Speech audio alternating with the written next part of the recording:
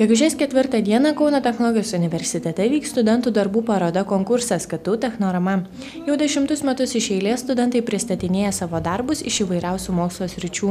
Šiemet taip pat netruks inovatyvių ir vertų dėmesio idėjų. Vieną jų pristatys statybos ir architektūros fakulteto 4-kursė Laura Gagytė. Mergina suprojektavo modernę šildymo vėdinimo sistemą.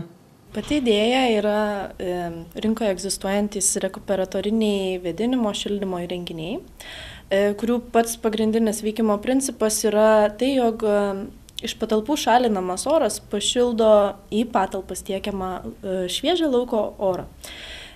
Kartu su tokia sistema dažniausiai vartotojui yra įdiegiama ir automatinio valdymo sistema.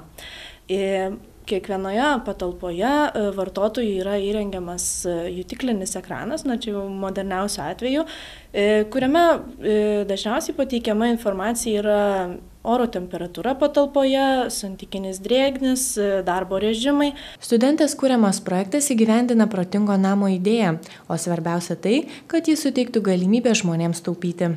Aš siūlau tokį variantą, jog tame ekrane vartotojas galėtų stebėti realų naudingumo koeficientą ir pagal tai reguliuoti savo sutaupimus. Taip pat būtų galima įvesti elektros energijos kainą.